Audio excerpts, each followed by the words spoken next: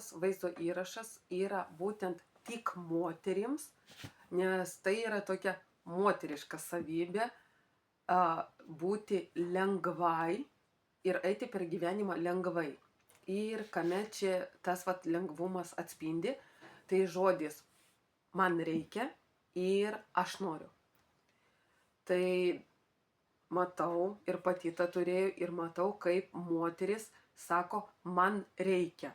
Man reikia dirbti, man reikia namus sutvarkyti, man reikia vaiką ten užauginti arba išauklėti, man reikia apsipirkti, man reikia atrodyti gražiai, man reikia sportuoti, man reikia sveikai maitintis, man reikia palaikyti kažkokius ten santykius ir viską eiti per reikia, o ne per noriu.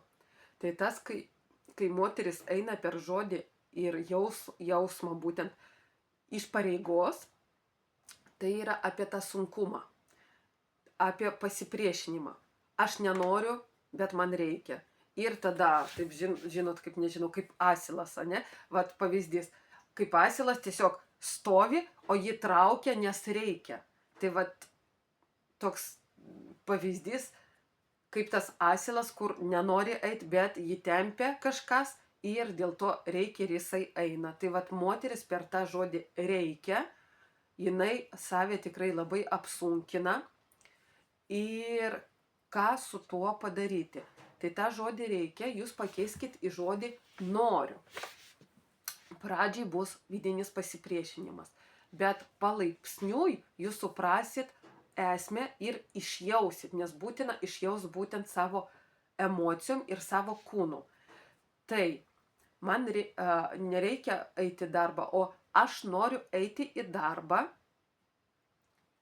todėl kad noriu turėti pinigų, tam, kad išlaikyt savo šeimą, tam, kad nupirkti drabužių, tam, kad nupirkti maistą, tam, kad nupirkti arba nueiti kažkur su vaiku arba su šeima kažkur.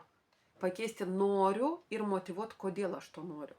Taip aš suprantu, kad tikrai ne visada mes einam į mylimą darbą.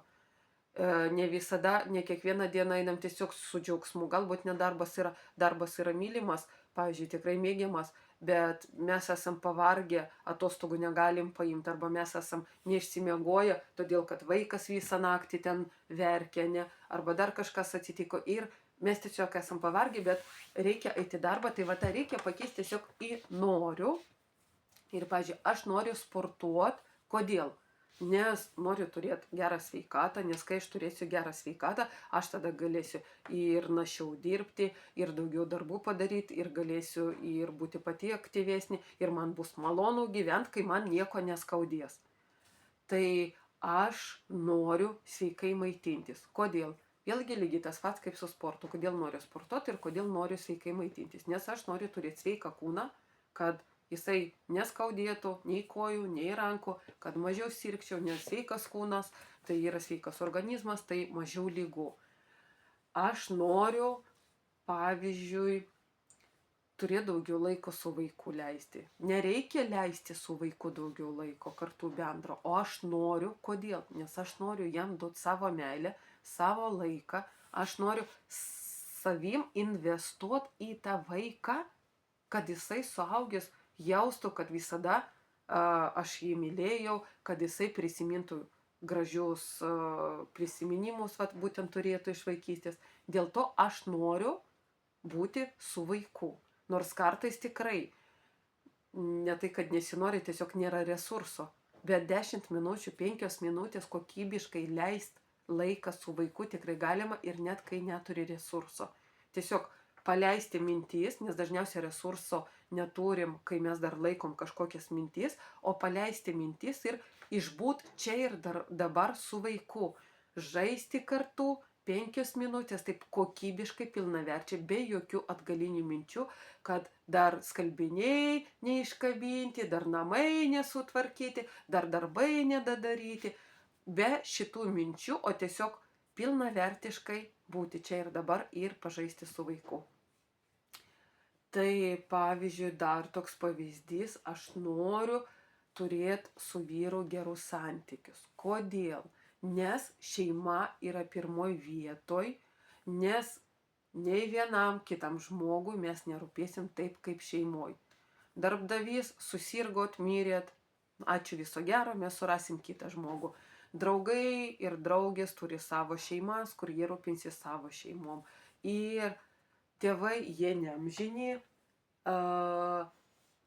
Ir pavyzdžiui, pradžiai galbūt jie gali jumis rūpintis, bet po to miršta ir jūs liekat vienas.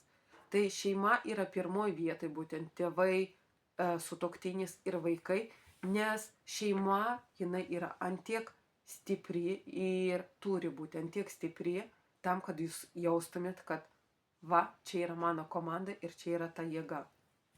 Tai aš noriu su vyru kurti gražius, šiltus santykius, atvirus. Kodėl? Nes ir vaikai užaugs, o aš su juo, su partneriu, būtent net su partneriu, su partnerė, ne tik su vyru, aš gyvensiu toliau. Ir mes liksim dviese kažkada. Taip, vaikai atvažinės, bet diena iš dienos mes būsim dviese. Ir aš noriu, kad jisai būtų man ir draugas, ir kaip pora, ir kaip meilužis, kaip sako, ir kaip kolega kažkur, net kažką nuveikti, pasportuoti ar dar kažką. Tai aš noriu kurti tos santykius. O ne man reikia kurti tam, kad ir net išjauskit, bešnekant, vat išjauskit, va tą, bet būtent kūnų savo išjauskit, man reikia ir aš noriu. Koks yra sunkumas ir lengvumas.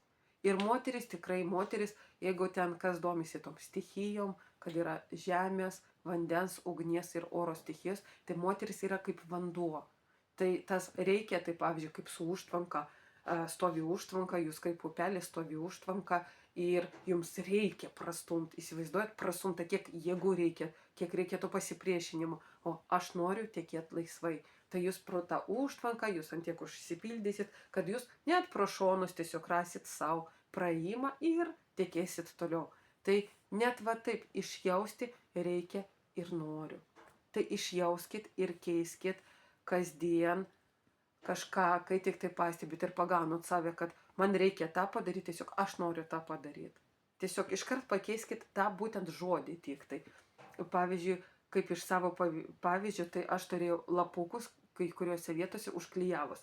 Reikia perbraukta ir apačioj didelėm raidėm noriu. Ir kas kart, pavyzdžiui, virtuvėje, kur ant spintelės, aš matydavau. Ir čia toks, kaip žinot, kaip kabliukas arba kaip toks inkaras, kad čia pažiūrėjau ir vaizdiškai mangi lieka vis tiek. Aš perskaičiau, man jau atminti lieka. Kažkur, kur striukės kabo, ten, kur jūs, pavyzdžiui, dažnai. Jūs vėl pamatėte tos du žodžius, vieną perbraukto, vieną parašytą. O ir vėl tokia kaip atmintinė, kaip jūs tokį inkarą vėl uždėjot. Tai tiesiog labai lengvas būdas, taip jisai nėra, kad per dieną, per dvi, gali būti net ir keli mėnesiai, gali būti ir metai, kad jums užtruks pakeisti, reikia būtent į noriu. Bet keiskit, tikrai norėkit gyventi, norėkit džiaugtis, norėkit dalintis, norėkit būti sveiki, tiesiog norėkite.